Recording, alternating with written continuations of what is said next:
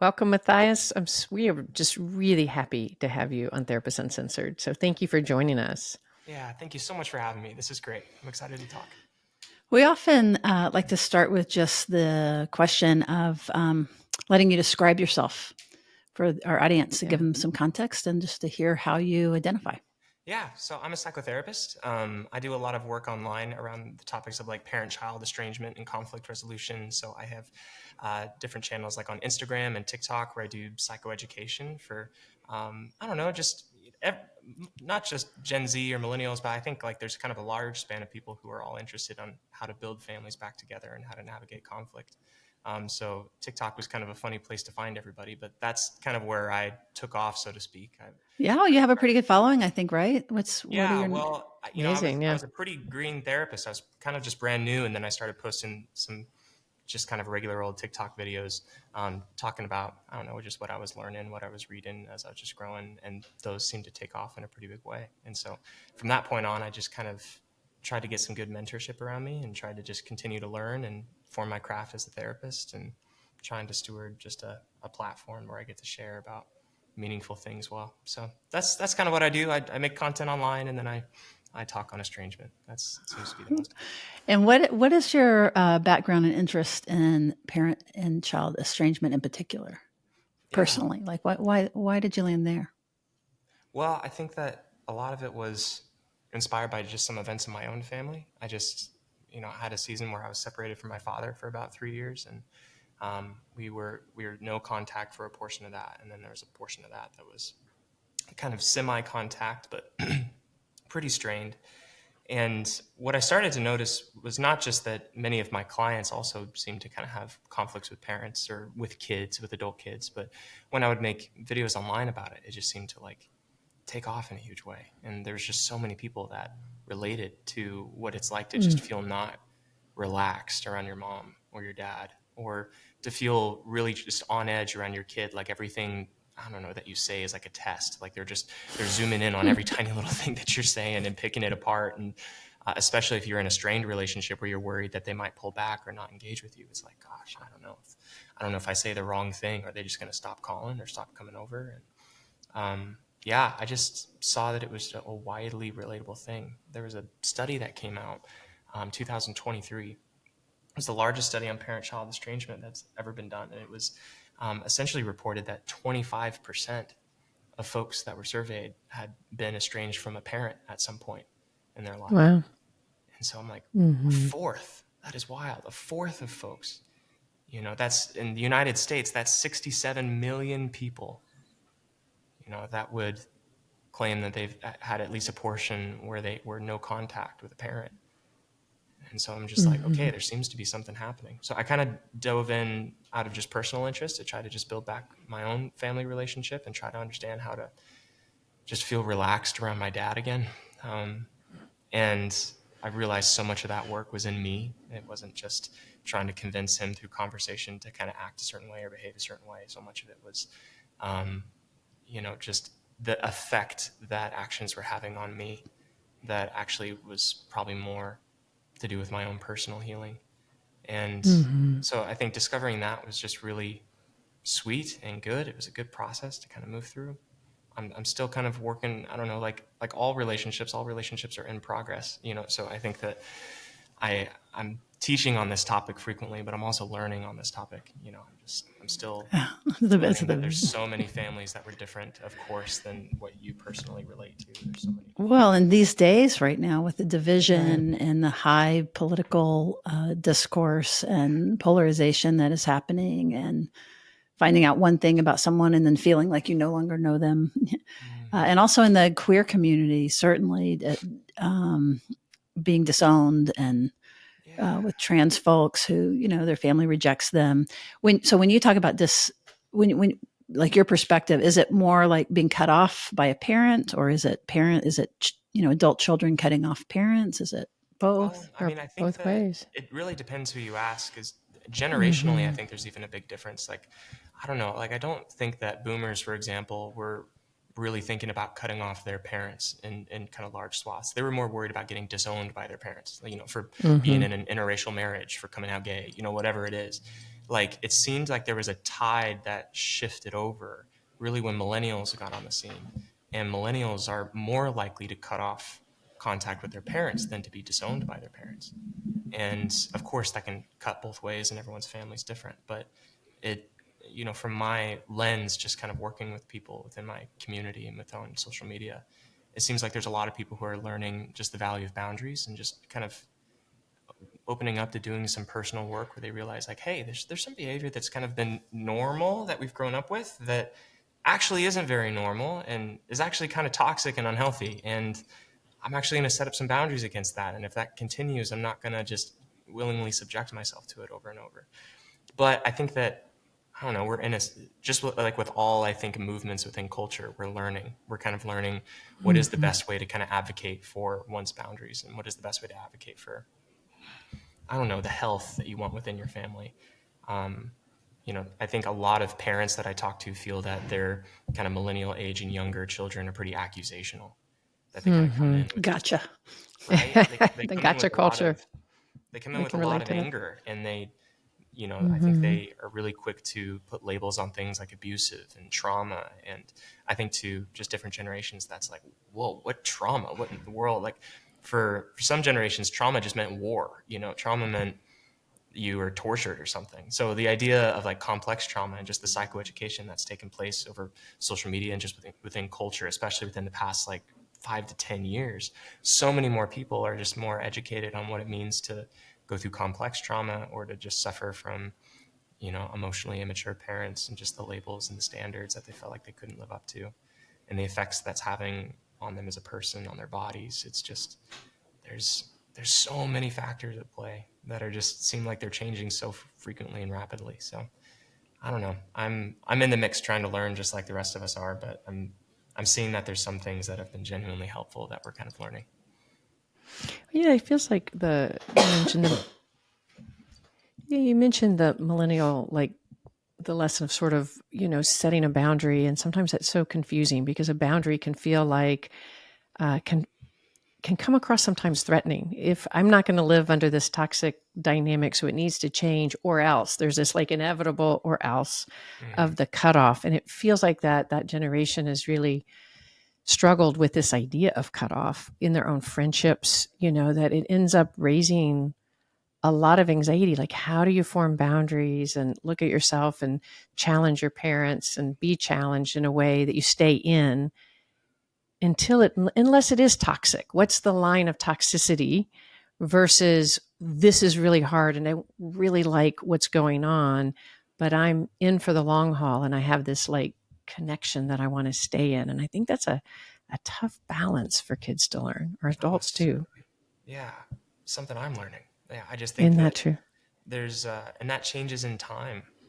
I think that Mm-hmm. what a lot of people find is, I think moving through like your 20s, maybe early 30s, there's kind of a healthy differentiation from your parents, that you're kind of starting to kind of make your own way in the world, and you're trying to learn what it means to be your unique individual self, not just kind of what you grew up or what you were told you kind of had to be.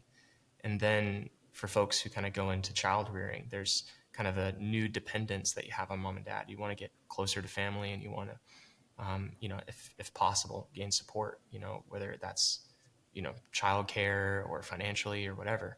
And then when you start to raise your own kids, there's also just, I don't know, you start to really reflect on parenting, and you reflect on Mm-hmm.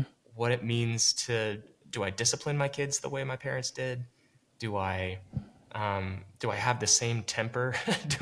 do I emotionally disconnect? Do I dissociate and just, try to get through it? Like, oh, I wonder if that's connected to how I grew up. And what I just see so frequently, especially in my groups, I have like 1,000 people within a group where we kind of meet regularly and we talk through just how to kind of move towards healing within family relationships.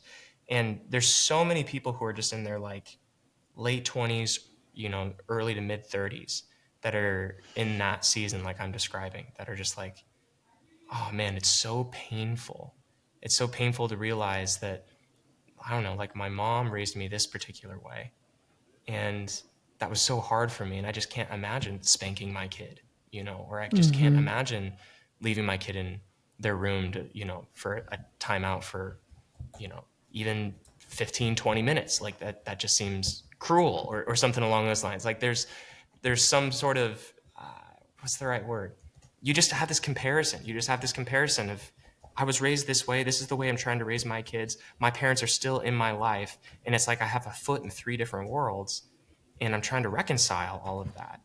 And that's where I think a lot of people come to reckon with some of the suppressed feelings and the frustrations that they've felt kind of all throughout.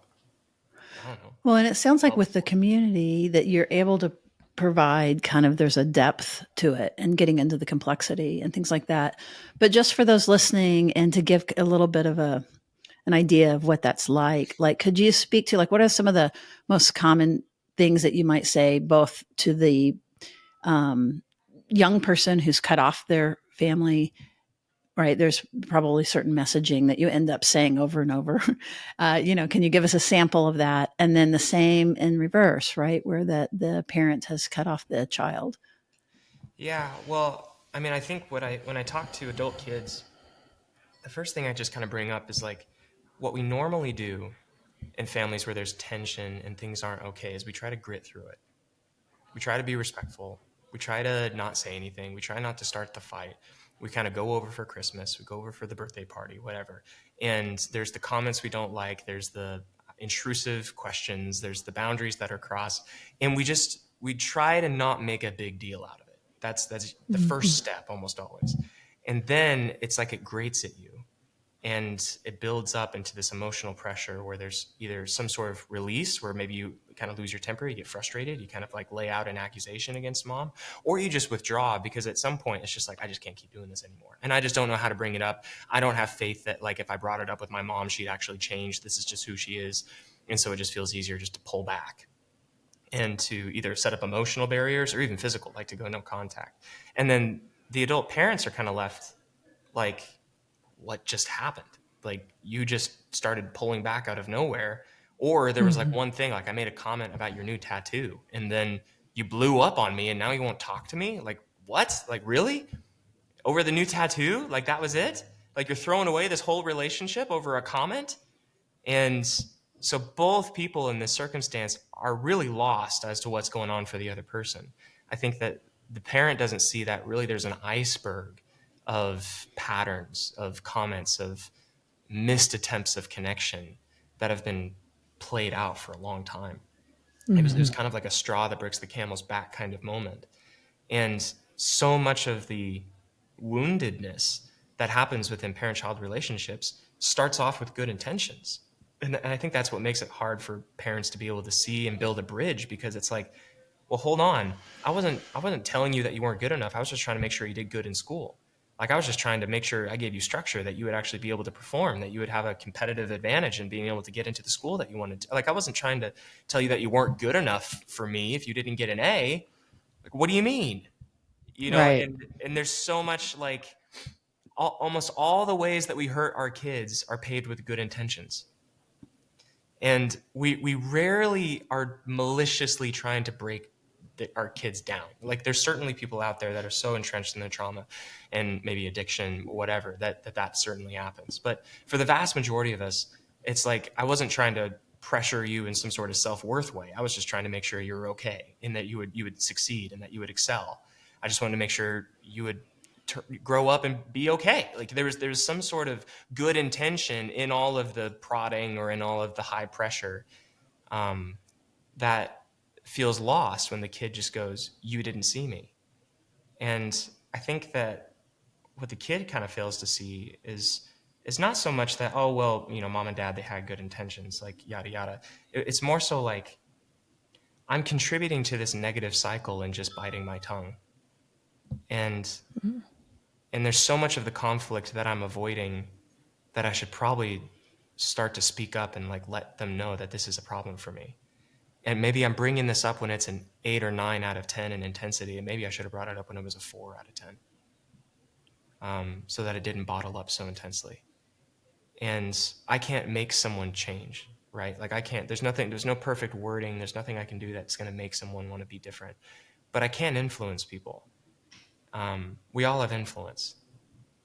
And maybe if I were to try to draw near them gently, to try to understand what was the intention behind that when you acted that way, when you were spanking me, when you were punishing me, what was the intention there? And that is something I think that we can't really hold space for, even just within our own hearts and psyche, until we've done some of that personal healing ourselves. And so the first thing that I tell kids is not, okay, time to go have all these hard conversations with mom and dad. It's, hey, let's actually move into some personal healing for yourself first. And what was it like for you when, mom wasn't there? She was out with, her partner, just doing, whatever. And then you felt like you were coming home to an empty house all the time.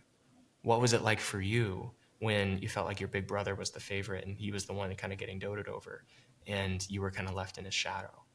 And when you can hold space and go through those personal layers of healing for those experiences for yourself, then it's so much easier to move towards your parent and to have, a version of empathy for, like, okay, maybe you weren't trying to establish my big brother as the favorite, but it certainly felt that way. And there were certainly ways that we got different treatment. And even in some of these comments, this is the way that it's affecting me. And because you can hold space for positive intention, the parent doesn't get nearly as defensive when you have those conversations. And then they have a better chance at hearing you.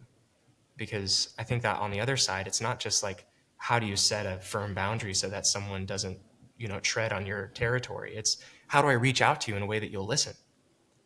How do I say something in a way that you can hear it? And I don't know, parents are like all humans. We feel, when we feel heard, then we're willing to hear. And that just feels like such an impossible task for someone who's been through complex trauma, that like, what? I'm supposed to like give you all this empathy for your drinking and how much pain you were in, how you weren't trying to hurt me. You were just in a bunch of da-da-da-da-da. Like, sorry, bud. Like, I'm just not going to placate to all that.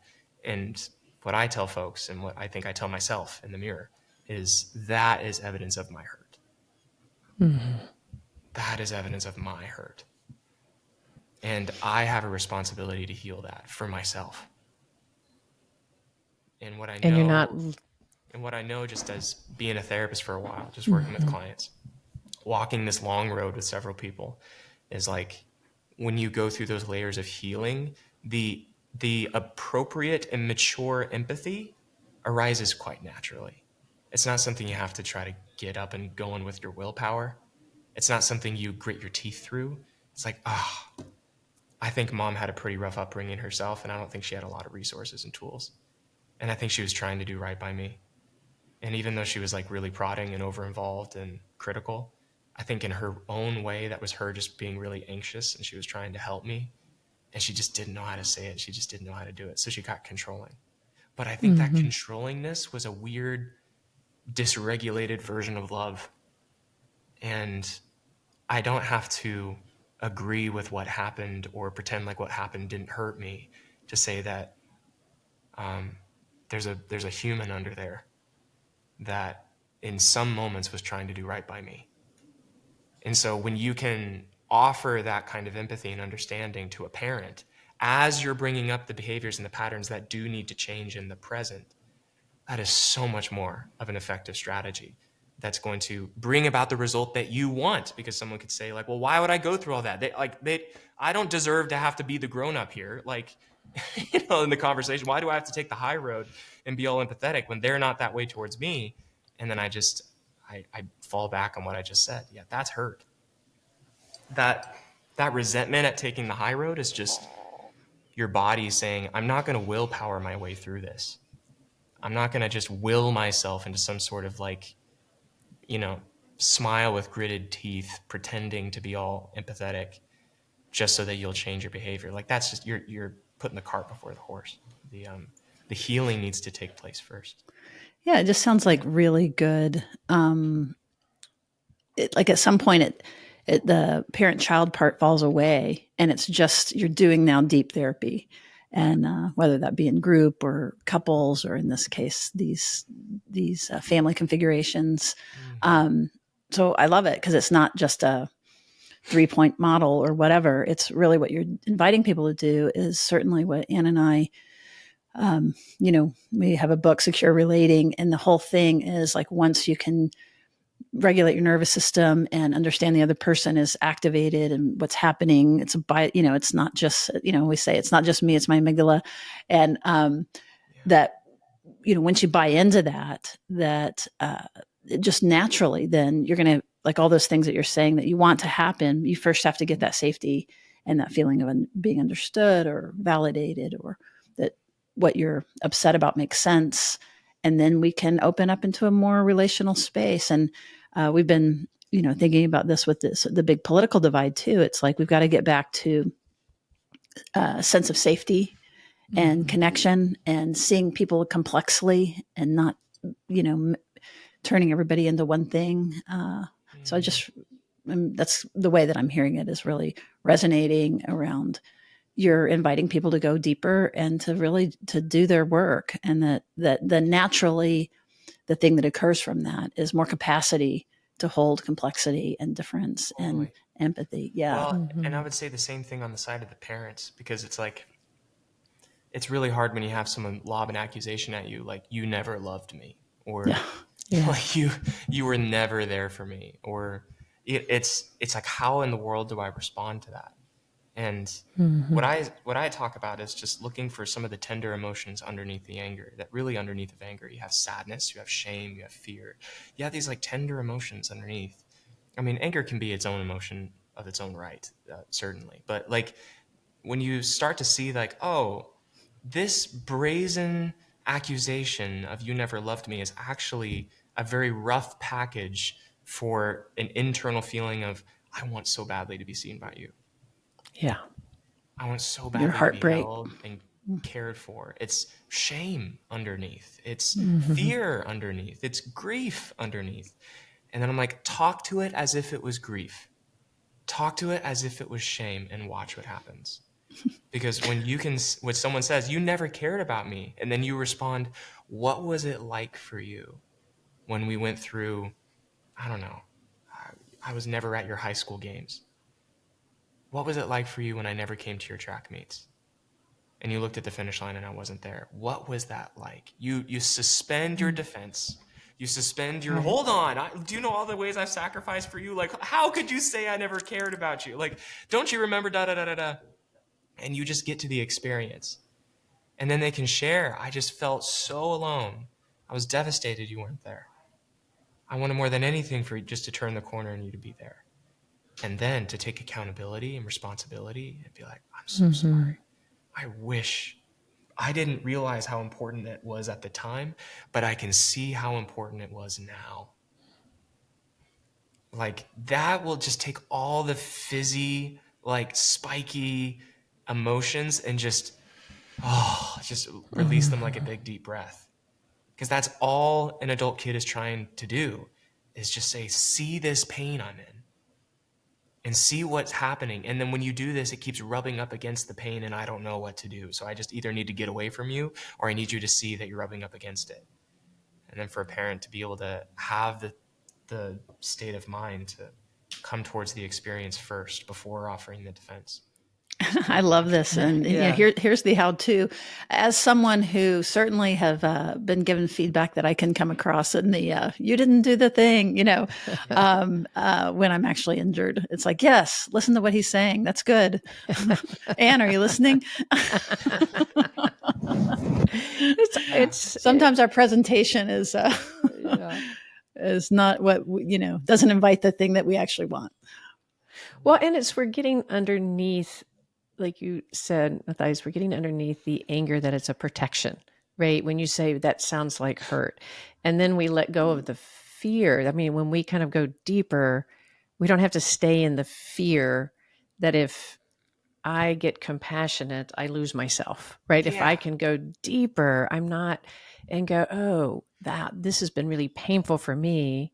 And then I can see the other person in a more robust light. Neither one of us need our defenses as much. Yeah, your protectors don't know how to solve this relationship. They don't. Your protectors don't know how to build it back. Your protectors don't know how to set a boundary. They will try. They will try, but it will be dysregulated, and there's so much data that they can't drink in, because as we know with protectors, like, those are young parts of us. Right. That don't understand the complexity in the same way that self does. And your parents have that, right? Your parents are just as vulnerable in some ways. And of course, like you mentioned, the trying to get the young ones to go and do their work so they can approach the parents doing their work so that they can receive that it's not their entire identity or failure as a parent to have really taken in where they've created harm or hurt. Yeah. And to be able to hold that space in the way you beautifully said. And like you said, Sue, we can't always do that perfectly, even though we want to. Oh yeah. I know But I don't. God, Yeah. Yeah. yeah. Well, I have a question to kind of translate this a little bit too, to be like, what is the tie-in related to spiritual harm, like that kind of parental harm? Can you speak to that a little bit? Yeah. I mean, I think spiritual harm, man, you couldn't ask for bigger ammo, could you? Like, it's not just that I'm disappointed in you, God's disappointed in you. Like, Yeah. I mean, is there a heavier hammer to bring down on somebody? I just don't know. Kids and God are the two things you can't argue with. Yeah, well, it's the ultimate trump card. It's just like, well, Yeah. God says so. It's in the Word, or whatever. I think that I've talked to so many folks who are, and not just millennial folks, but folks in their 50s, 60s, who are just now realizing all the layers of shame and just restriction on self-expression and calm, just the fear they held in their bodies that came from the way their parents held spirituality. And there's a few different stages that I see with it. It's like, at first there's kind of an anger at the spirituality itself. So whether that's Christianity or Islam or whatever you grew up with, like there's something, toxic about the religion, so to speak. But then you kind of get a bit more specific, and then you're like, well, hold on. I think that there's actually probably a wide variety of ways to hold any particular spiritual practice. But the way my parents held their Yeah. spirituality was influenced by their own childhood trauma. And they used their spirituality to do particular things within the family, to soothe their sense of not being in control, to calm their anxiety and soothe their own pain, and to try, from an anxious place, to secure a world for me where everything can go well, whether that's me going to heaven, whether that's me, whatever. Like they used fear to accomplish good things. And when you use fear to try to accomplish good things, people get hurt. and Absolutely. and then that's when things start to get a bit more specific, and then I think the spirituality stuff almost starts to evaporate a little bit, and then we're right back to just me and mom, or me and that pastor. Like, I know some of my like spiritual hurt was just, I got so mad at church for a long time, and then I realized I don't think I'm mad at church. I think I'm just mad at that pastor, like the one that hurt me. And then it's not, and then even that pastor is a multi-dimensional kind of person. Like, there was ways that pastor tried to do right by me, and then there was ways that he acted that were really hurtful, and beliefs that he really insisted on that, man, created a lot of headache for me. And I mean, you think about it like a kid. I mean, if a kid gets bitten by a snake, they're not going to stop and look and be like, well, is that a gardener snake? Is that a rattlesnake? Like, they're just like, all snakes bad. Forget snakes. If there's a snake, I'm running. So that's the natural first thing to do when you're really hurt by something, is to make broad generalizations and then to completely discard categories completely. And then you grow up and you realize, like, well, there's a big difference between a gardener snake and a rattlesnake, and I can have different kinds of proportionate responses to the nuances that I'm actually seeing in front of me. And then there's kind of a sweet season on the tail end, once you've kind of done that process of healing that hurt, where people try to recapture versions of the faith they grew up with, or maybe a new faith that they bring on entirely, because we're all spiritual creatures. Like, I just think spirituality, we're talking about the way that the transcendent affects our feelings and our bodies.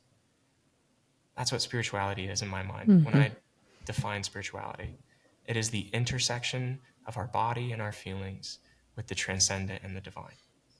And I believe, I think many people say this in different ways, but I just believe that we are more than just the bones and blood and arteries. Where there's something, whether you want to call it a rationality and our reason, or soul, or whatever you want to call it. There's something unique and divine and inspired about us as humans. And we experience that within our bodies and within our feelings. And I think that everyone's trying to get to the bottom of exactly what's going on there. And so Yeah, I don't know. I'm ranting, but No, not at all. Actually, I've heard you speak about this and appreciate it. And then also though, spirituality being used as this, or religion in particular being used as a bludgeon, as a place for humans, not for any, but for humans to control or to reject or to Create fear. that's right. That's right. So there's that piece too. And, where it's more, you're traumatized by internalizing these messages. And like you're saying, sorting out like what's spirituality, what was the bludgeon, what was being used, what was being harmful. And then where do I land on the other end about what my beliefs really are? And is there room to come back to something that is larger than myself, where I don't have to reject, anything Christian or anything that has to do with, the way that I was harmed. the analogy I like is that I'm not allergic to it anymore. Mm. Like it feels like every time I eat bread, my stomach hurts. But then there's this moment of like, I don't know, maybe now I can digest some of this, and it doesn't give me the same queasy feeling that it used to give me. I can sit in a church service and feel relaxed, when before that was just not even on the table. Whether or not I'm agreeing with what whoever's saying on stage or whatever, it's like the effect it's having on me transforms. And I think that's something we go through in every phase of life. Like whether we're talking about mom, whether we're talking about church, whether we're talking about God, like there's Partners. Partners. Oh yes. Amen. Yeah. Partners there's the effect that it's having on you and the toxic effect that it's having in your own soul. And then, there's when you heal that hurt, it opens up new ways for relating to that same entity, even if the entity didn't change, even if your partner's still the same, dysfunction they had before, even if your mom is the same kind of dysfunction, she was before, even if the pastor's preaching the same sermons, it's like the effect it has on you is different because it's not rubbing up against an unhealed wound. Like I think Gabor Mate is such a great analogy for this, where he's just like, imagine having a burn wound on your shoulder. If you just brushed up against your shirt, you would have a huge reflex of pain. You would really react strongly. And it's like, well, why? It's because you have an open wound. And so that nerve is exposed. It's right on the surface of the skin. So of course you're going to react strongly. And then when you heal and those tissues are scarred over or healed over, that's when you can brush up against the shoulder again, but it doesn't have the same effect. And so that's why I just put in all my chips on the healing thing, because I think that takes so much of the guesswork out of like, how do I sit in church and not just feel nauseous?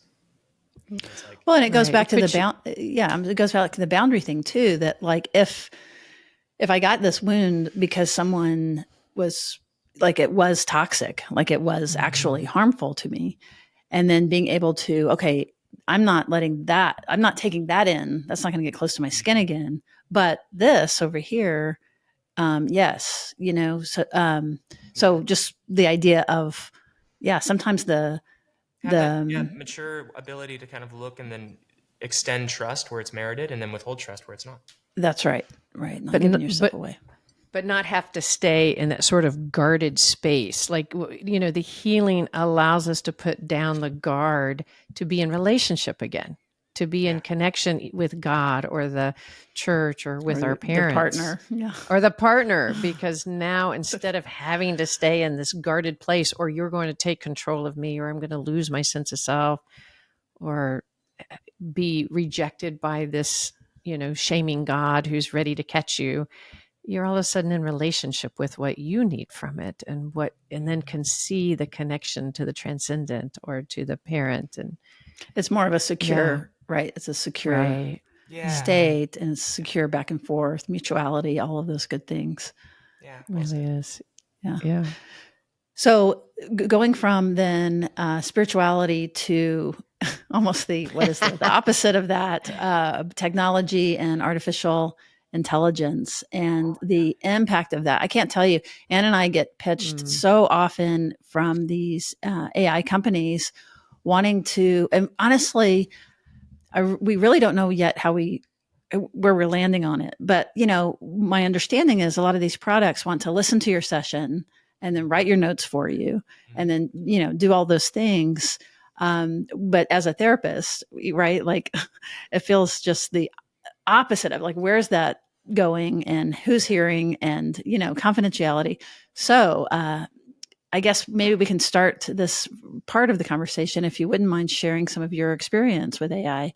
Oh, sure. And Yeah. yeah. Well, I wrote an article that um, essentially me saying that I went through the kind of the headache of building out an AI bot that was essentially going to therapize people and could reason. I mean, not maybe with the same efficacy of a human therapist. I mean, that we're still far off from that, but with like with a pretty good chance of like stirring up some meaningful conversation and getting you to think about things perhaps that you haven't thought of before, and through things like journal prompts and just kind of you could write out essentially kind of your whole background or what you're struggling with, and then it could draw out inconsistencies in your thinking or where you're contradicting yourself, or it can interpret your dreams, like kind of give you like a Jungian dream interpretation. So like there's a lot of utility that AI has to help someone explore and uncover things in their mental health. Wait, you created this? Yeah, so I was working on essentially fine tuning a bot that was going to be able to do this. So, without going too much into the technical end, you can essentially use something called the API of like ChatGPT, which is you can put the engine of ChatGPT into whatever parameters you want, and you can kind of build it out and custom fit it to what you think it should be able to do, and then you can tell it how you want it to respond. And I was going to offer this as a product, for people to be able to purchase or use for a fee, and then I just got so spooked by the whole thing. It was the thing was like it was working, and it was actually really cool. Like I was using it to process some of my own stuff, and then I just thought this is wrong. And Sure. I just took a sober step back and just be like, I don't think even if this did work, even if this was ethical, even if this was safe, would this be desirable? And so I wrote an article where I essentially threw away like a $20,000 project that I invested all this money in and just halted it completely and did nothing with it because I just felt on an ethical front that even if it was successful, this wouldn't be what was best for people. And I'll explain a little bit of what I mean by that, because a lot of people were worried like, well, what if, like a bot couldn't handle someone's suicidality, like someone's suicidal, they're talking to this bot, like we wouldn't be able to kind of oversee how a bot would be able to handle that situation. My conviction, and this is just my opinion, I don't have data to back this up, but my opinion, having worked with these, programs, is like, I actually think it could probably handle suicidal de-escalation pretty well. Like, I think that if it was chatting back and forth, you probably couldn't differentiate much between another like human on the other side of a chat service and a bot. And I think a bot would probably be able to handle it just fine. A bot doesn't get tired. A bot doesn't get sleepy. A bot doesn't use typos. I don't know. Like, and some people could argue that if we replace suicide hotlines with AI, that might actually be a benefit. We might actually see more people, not fall Now, down. do you think that would be true if the person knew they were speaking to AI? I think so. Yeah, for younger people, not older folks, but young people don't care, is what I've found. I think that there's some people who just get freaked out by the idea of talking to a robot, and that just kind of gives them a little bit of shivers of this is creepy, this is weird. But then I think there's younger folks who it's just part of the way they grew up, and it's somewhat normal. So that doesn't bother them in the same way. But I mean, that's not to say that there isn't something in the human connection. I guess I'm getting a little off my point, but my point was I think the bot could be successful. And a lot of people push back on me on that point, but that's actually not my main point. My main point was even if it is successful, I don't think we should do it. And I brought up a few different reasons that I thought we shouldn't. One of them was something called alpha persuade. And alpha persuade is this idea that what happens if the bot gets so good that it can change people's minds? So, I mean, think about like Facebook algorithms, like Facebook ads, like how much, has our election, even just recently in the United States, been swayed by just how media was used and Facebook ads were used just across social media. Like, the clips that were kind of built of people saying things that they didn't really say, or things being taken out of context, or like AI voiceovers of certain clips, just to kind of push people towards one agenda or the other. Like, it's pretty profound, like how people can actually push people into certain kinds of actions or certain ways of thinking by the use of algorithms. And algorithms is a version of AI. It's a less advanced version than, I mean, maybe not even less advanced. It's probably just advanced as like a large language model. But we've already had first contact with some of these bots being used in the real world. And what I found was like, or sorry, not what I found, but like what I was reading was just like, we're not really well equipped to handle the technology we already do have, and how it's already swaying elections, or how it's swaying people's opinions on things, or people's opinions on health, or what kind of diet they're going to go on, or what kind of supplements they take, or what they choose to buy.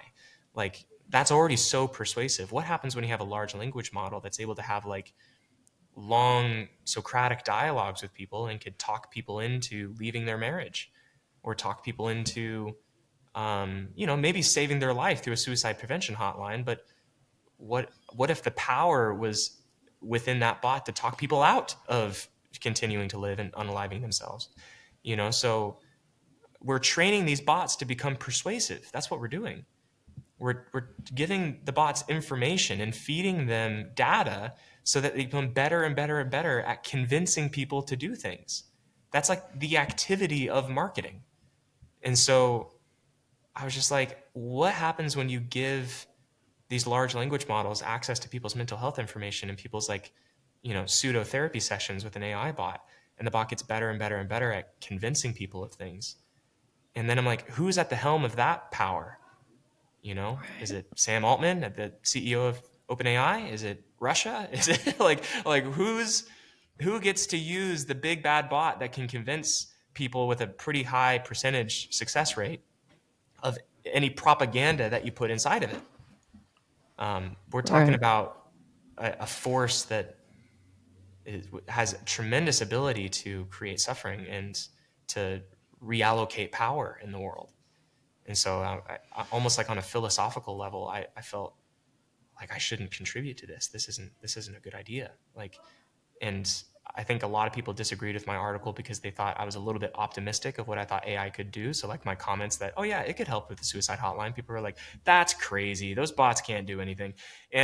But I pair that with a great amount of dread, honestly, of like, hold on, if this gets really, really powerful and this can do a lot of impressive things, that bestows a lot of power on the people who control it. And so let's not feed people the data set of people's deepest internal, thoughts and feelings and internal processes, because the more information it has on that kind of deep level, the more it's going to be able to manipulate people. So, and then you could say like, well, Matthias, you and your one bot isn't, not making your one bot probably isn't going to slow much of anything down. Like, people are already doing it. And that's true. Like, there's already services out there that are essentially advertising what I was building and better than what I was building, because I was building my thing 2 or 3 years ago. And so it's advanced far beyond, what I was building now. And yeah, I think just on like a moral level, I just wasn't willing to contribute to it and profit off it. I thought I just found that violated my values the more that I thought about it. And I think one last bit I'll say here is there's this story of Oppenheimer, the guy who made the nuclear bomb. The pressure that he was under to create this bomb and then to test it was, do we test it and possibly risk like lighting the atmosphere on fire? Like, this could actually like destroy the earth if we get this experiment wrong. This bomb could really destroy everybody. But do we move forward because, well, the Nazis are trying to build the bomb too, and whoever builds the bomb first wins? There's kind of this external pressure that maybe we should push forward amidst danger, because, well, if we're the ones in control of it, then we're going to be the good guys that use it well and that no one's going to get hurt. And I think a lot of people are like, well, there's a lot of people building these AI bots out there, may as well build good ones. Why just let the people who don't know what they're talking about build AI therapy bots? We should have good therapists with good intentions out there building therapy bots, so that at least there's good ones out there. And I think it's the same moral, you're in the same moral conundrum that Oppenheimer was in. And because the the big thing with Oppenheimer is like, yeah, you're right. You won World War II, but World War III might be lost for all of us. And maybe the Hitler would have figured out how to make the bomb, maybe not. And so you introduced a power into the world that hasn't blown everything up yet, but it might. I don't know. There's already a lot of stress in the air around the U.S. and Russia right now, and just Russia recently using a ballistic missile with a lot of power on it, and we're constantly underneath the shadow of that kind of technology now because someone created it, and so I just don't think in the grand scheme of things it was wise to introduce it. And so I think with AI, it's the same kind of thing. Yeah. Yeah, and it's kind of the fear-based, the rationality that we can give ourselves to do things that we know compromises something that's hugely important. And like this idea, somebody's going to build it, so we better be the first ones or the right ones. But it's a powerful thought that we're helping people put their deepest, darkest secrets, the way they think, the way they feel, into a computer that can learn to use it in a way that then comes back that you're unaware of, that it can be just turned against you so easily without your awareness.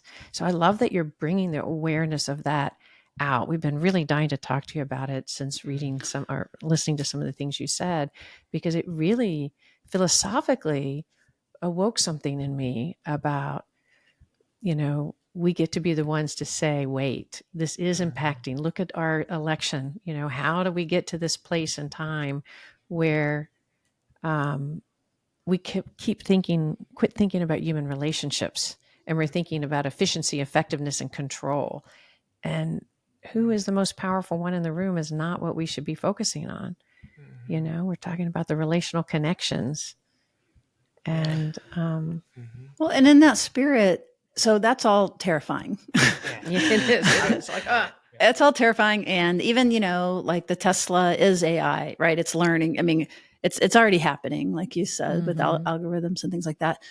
But what about, I know, like, I think Deb Dana even was involved in some where that it could read like flushing of your face and things like that for a live person. It wasn't exactly what you were describing, or any of these other things that are coming up. Like, how could it be helpful? I mean, I have found myself asking, I call it Maud, not Claude, but asking Maud all kinds of questions. And so I'm just practically speaking, where does that information go? Like, is already like all the things that all of us are putting into these robots, is that already being collected? Like, where are we with that? I think it is. And I think everything I'm talking about is almost like even a little outdated, to be honest with you, because I think the bot has already been trained and already gathered a lot of the data that I'm worried about it getting its hands on. So as far as like what it's healthy for, like, I'm not like a Luddite saying that we shouldn't use it at all. Like, I think that I use ChatGPT pretty frequently. I think it's a very interesting tool, and I have it open on my browser most of the time as I'm just kind of creating and, I don't know, responding to complicated emails or whatever.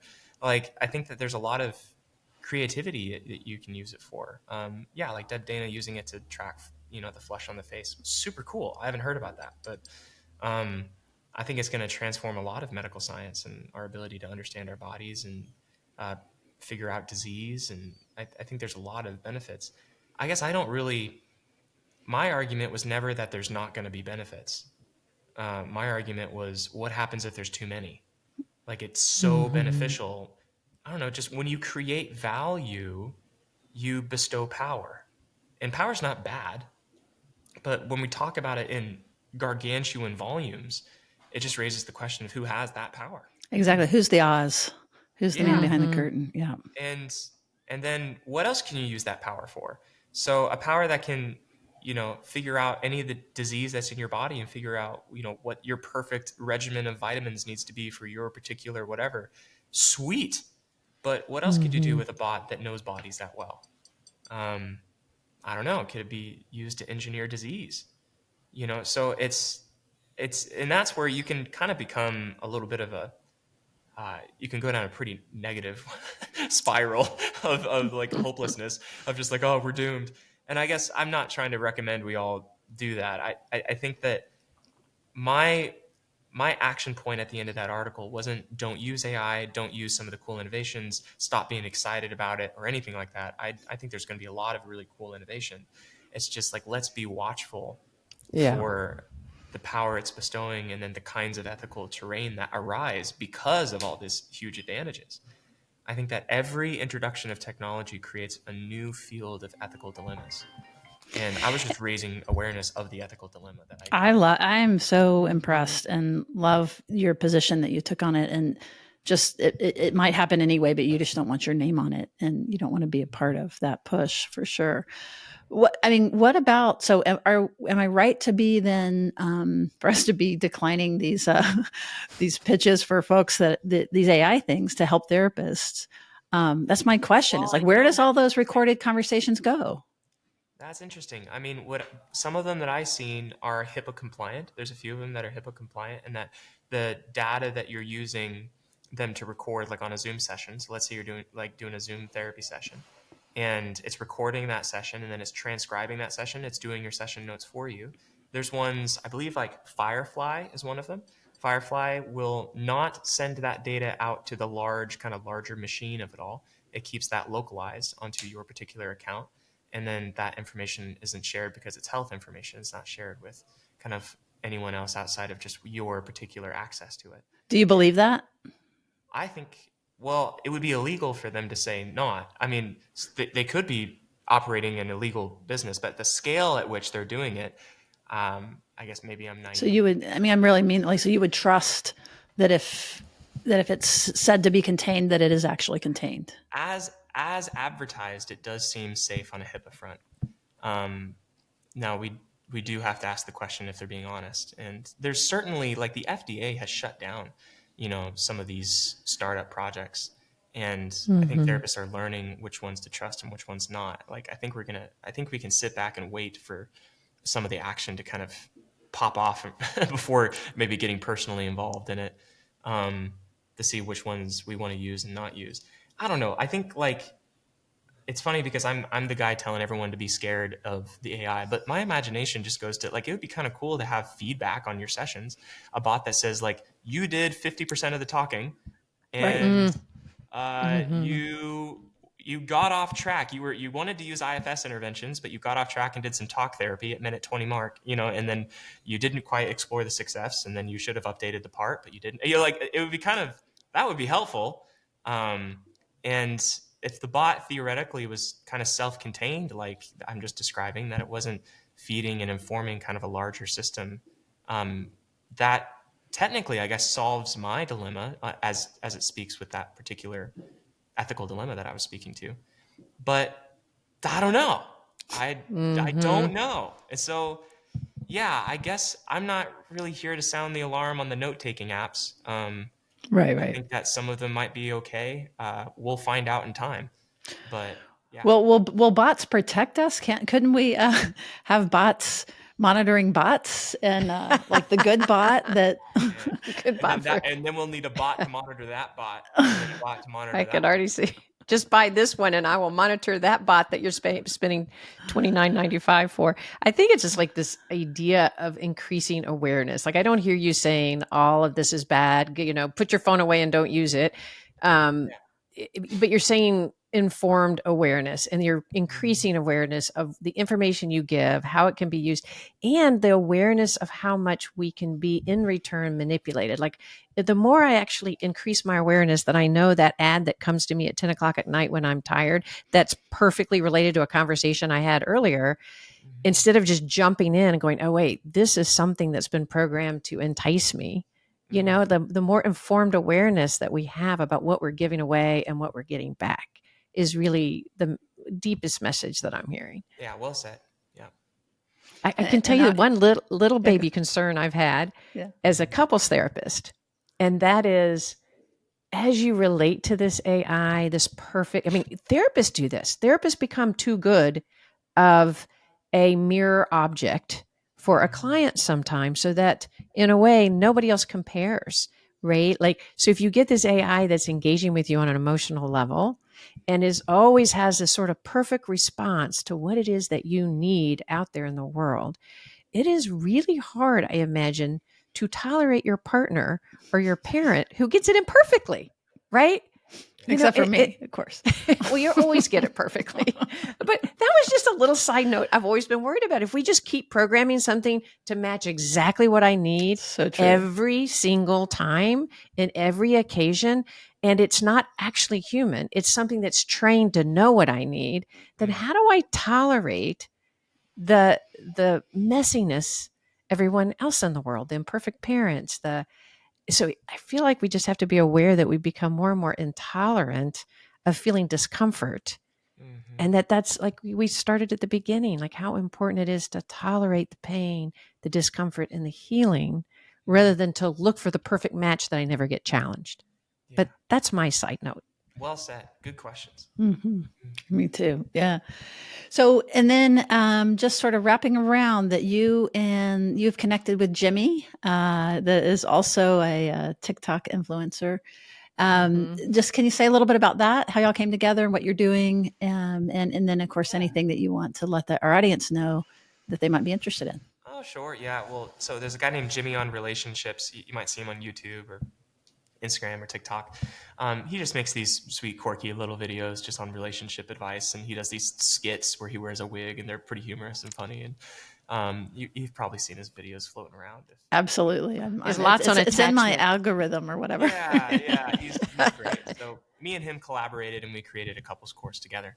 And he's a really great guy. He's not a therapist or anything, but he's just really insightful, well-read.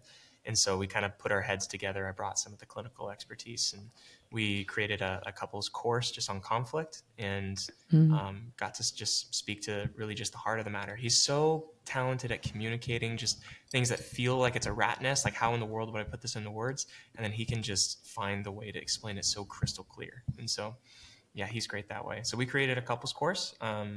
If anyone's interested in it, you can totally pick it up. It's you can find it on my website or on my social media channels. But yeah. Which is what? I'm Matthias J. Barker. So yeah, if you see my name on the episode title, you can just type it in. There's a J in the middle, so Matthias J. Barker. You can see it in the link in my bio there. You can find it, or on my website, which is matthiasjbarker.com. For anyone that was interested in the estrangement stuff that I was doing, just estrangement.com. That's where I do the groups, and maybe you're facing a parent-child situation that you want some, I don't know, guidance in. I'd love to be a part of helping that out. We have a community of 1,000 people, so that's great too. Those are all my little plugs. That's what I got going on. That is wonderful. Anne, was there anything else? And did we miss anything? Anything you want to let our audience know about? I've just been so grateful for you all bringing me on and just giving me an hour to chat with both of you. It's just been delightful. I'm really grateful. It was really fun. I really appreciate it. I guess we're going to see you at Psychotherapy Networker. So Good. It's fun to hopefully connect. We're presenting there too. So, but it's been just a joy to meet you and to get a chance to take an hour to talk with you. Really appreciate you coming on. Yeah. Thank you so much. Thanks for having me. All right. Thanks everyone. And we'll see you around the bend.